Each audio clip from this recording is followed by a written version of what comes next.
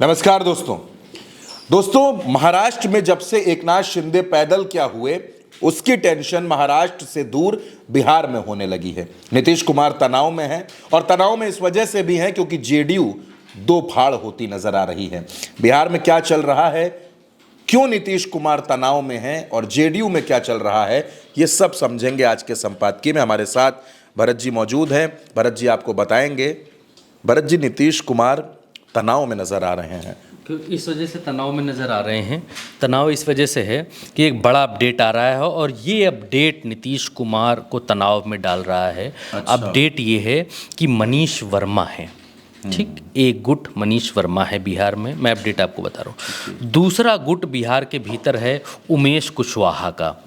ये दो गुट जेडीयू के अपनी पार्टी के लोग हैं और दो गुटों में बंटती हुई जेडीयू दिखाई दे रही है। हुआ ये मसला ये हुआ कि मनीष वर्मा जो हैं जेडीयू के हैं महासचिव, उमेश कुशवाहा हैं इनके प्रदेश अध्यक्ष। जेडीयू के महासचिव इनको कहा जाता है मनीष वर्मा को कि ये नीतीश कुमार के उत्तराधिकारी के तौर पर तमाम सारे लोग बातें बनाते हैं क्या।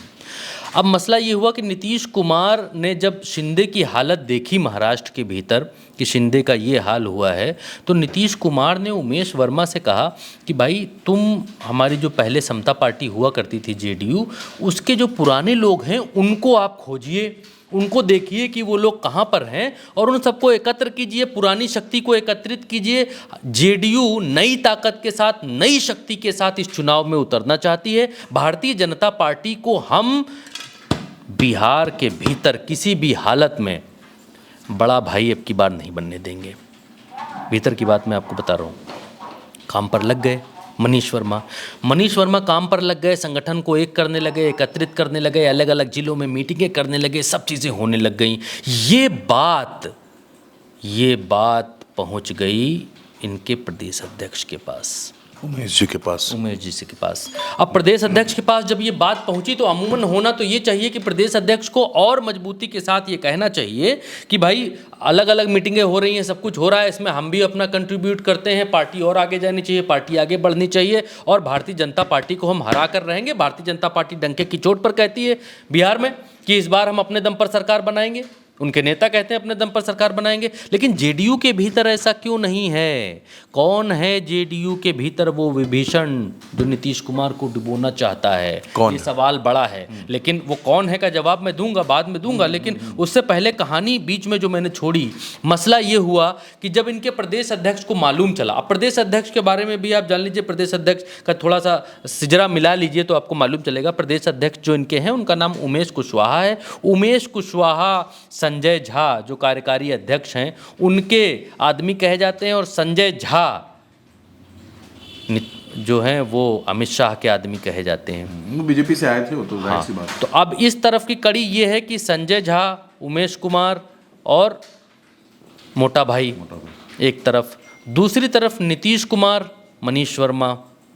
अब मसला ये है कि इनके प्रदेश अध्यक्ष ने जो मीटिंगें थी वो रुकवा दी, मीटिंगें रुकवा दी। जो संगठन का काम हो रहा था वो संगठन का काम वहीं का वहीं ठप रह गया। अब मसला और बहस और डिबेट बिहार के भीतर इस बात पर बवाल और सुगबुगाहट है कि भाई एक पार्टी का प्रदेश अध्यक्ष जो है वो महासचिव जो काम कर रहे हैं उसको कैसे रुकवा सकते हैं, या फिर पार्टी के हित में जो काम कर रहा है वो कैसे रुकवाया जा सकता है। तो इसके पीछे जो थ्योरी और लॉजिक निकल कर आ रहा है वो ये है कि बिहार में भारतीय जनता पार्टी किसी भी तरीके से इस बार नीतीश कुमार को आगे नहीं बढ़ने देना चाहती है। इस बार बिहार में खेल होगा और नीतीश कुमार के साथ खेल होगा। नीतीश कुमार को बिहार में भारतीय जनता पार्टी, नीतीश कुमार की पार्टी 40 के आसपास है बिहार में इस समय। इनके विधायक 45 हैं और भारतीय जनता पार्टी के पास 80 विधायक हैं। तो 80 विधायकों वाली भारतीय जनता पार्टी 122 वहाँ का बहुमत है,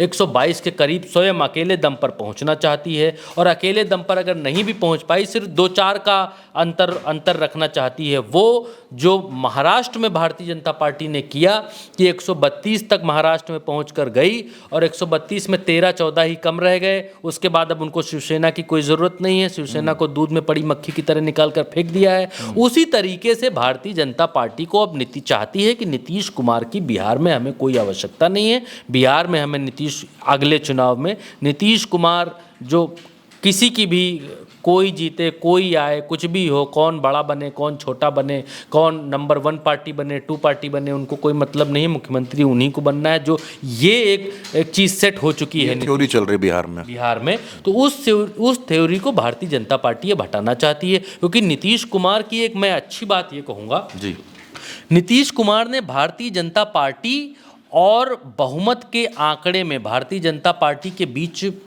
में बहुत गैप रखा। भारतीय जनता पार्टी और बहुमत के आंकड़े में बहुत बड़ा गैप रखा। 80 से 122 के बीच में जो आंकड़ा है उसमें बड़ा अंतर है और इस अंतर को भारतीय जनता पार्टी बिना नीतीश कुमार के पाट नहीं सकती है। इसलिए नीतीश कुमार मजबूरी है भारतीय जनता पार्टी की, और ये मजबूरी बिहार में जैसे ही ख़त्म होगी, नीतीश कुमार की पार्टी लगभग लबेदम ख़त्म होने के उस पर है। नीतीश कुमार ने वैसी कोई प्लानिंग पार्टी के लिए कर नहीं रखी है, वैसी कोई मुहिम बिहार में नीतीश कुमार चला नहीं रहे हैं। एक जो छोटी मुहिम चली उसको भी निस्तो नाबूद कर दिया गया, उस मुहिम को भी जड़ से समाप्त कर दिया गया, ख़त्म कर दिया गया। ये दिखाता है कि कॉन्स्पिरेसी को, ये दिखाता है कि बिहार में नीतीश कुमार की ताकत से किस तरीके से उनके अपने ही लोग साथी घबराए हुए हैं, किस तरीके से नीतीश कुमार की पार्टी को ख़त्म करने की कोशिशें की जा रही हैं। और नीतीश कुमार इस बात को जानते भी हैं। बड़ी बात यह है कि नीतीश कुमार इस बात को जानते भी हैं कि भारतीय जनता पार्टी के साथ रहने से उनका भला, उनका लाभ नहीं होने वाला है। चाहे वो केंद्र में हो, चाहे वो राज्य में हो। केंद्र में नीतीश कुमार बीजेपी के साथ गए हैं, इसका नुकसान बिहार में उठाना पड़ेगा। लिख कर ले लीजिए, मैं दस्तखत करके दे सकता हूँ। बिहार में नीतीश कुमार को इस बार मुस्लिम वोट जो मिलता था जिस हिसाब का, वो नहीं मिलने वाला है। चाहे आप लिख लीजिए। बनिस्बत इसके भारतीय जनता पार्टी को फ़ायदा हो सकता है, वो अलग बात है। भारतीय जनता पार्टी फ़ायदे में हो सकती है, लेकिन शर्तिया नीतीश कुमार नुकसान में जाएंगे। नीतीश कुमार का भयंकर नुकसान होने वाला है। या आप लिख लीजिए कि भारतीय जनता पार्टी कभी वक्फ बोर्ड के बहाने, कभी मुसलमानों को अलग अलग तरीके से, चाहे टारगेट करने के उसमें, चाहे खान पान के उसमें, चाहे पहनावे के उसमें, चाहे यूसीसी के उसमें, चाहे और जितने तरीके हैं, हर तरीके से नीतीश कुमार के वोट बैंक पर प्रहार करती है भारतीय जनता पार्टी। और नीतीश कुमार इस पर न आह कर पाते हैं, न उई कर पाते हैं। खुलकर ये भी नहीं कह पाते हैं कि हम समर्थन वापस ले लेंगे या फिर ऐसा ना किया जाए।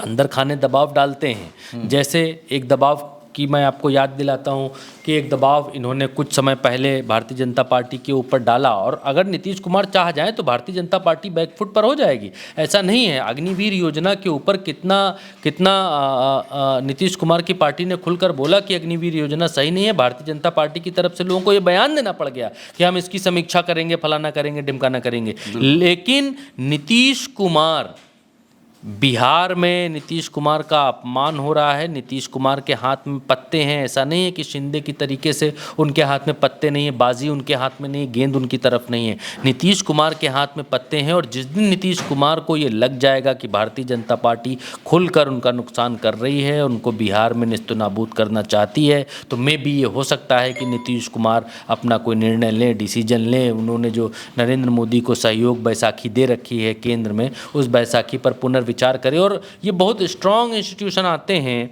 कि नीतीश कुमार आज नहीं तो कल चुनाव तक या चुनाव से पहले तक बड़ा डिसीजन लेंगे, क्योंकि बिहार में भारतीय जनता पार्टी खेल के लिए तो बिल्कुल ओपन है।